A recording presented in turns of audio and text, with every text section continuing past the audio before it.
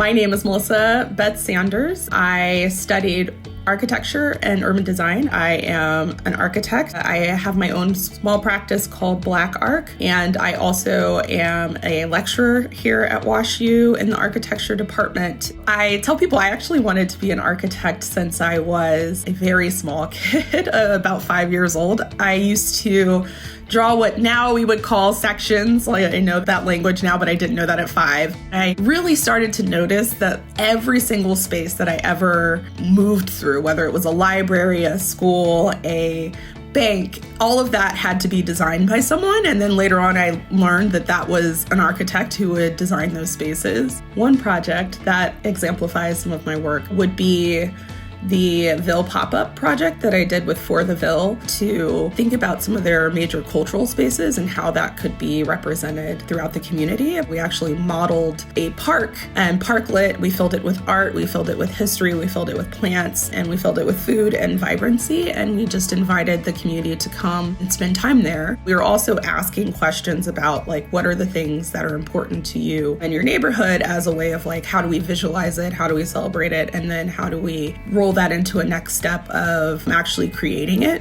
If I were to go back to a project after 5 years, the best case scenario is that people don't need me to be there, that there's already enough movement and understanding and voice that they can advocate for their own needs. What was most exciting about going to WashU was thinking about the globalness of WashU and how my faculty had a global perspective, how my peers had global perspectives, and then there was the opportunity to study abroad. And I took that opportunity every single chance that I could. I think I studied 6 different countries while I was here at WashU, and it has given me so much perspective. Especially at the work that I do. This has given me a ton of perspective to bring back to St. Louis. One thing that I also love is that I have friends all over the world now. That's amazing. That's not something I thought I would have as a St. Louisan, that I would just have this global perspective.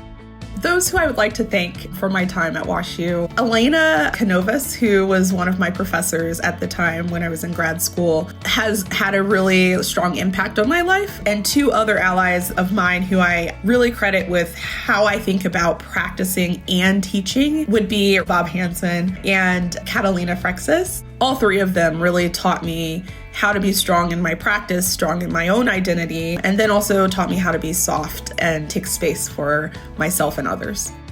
People who are in complex situations deserve good design. Beauty is something that should be afforded to everyone. We can't tackle any of these very complex situations if we can't design well. I tell my students all the time that I don't want them to be mini-me's. I want them to be fully realized versions of themselves. And so that means I want them to really start to think about what is their voice within design, what is their design language, what are the things that make them unique, what are their perspectives that make them the person that they are.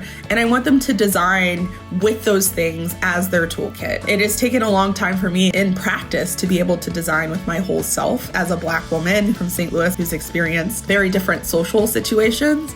But I've learned that that's the thing that makes me the strongest as a designer. And I want students to lean into that instead of trying to replicate the other architects that they see in the world, the starchitects, the people who they want to embody their style. I want them to understand what their own personal style is, because that's where they can be the most resilient and can have the most impact.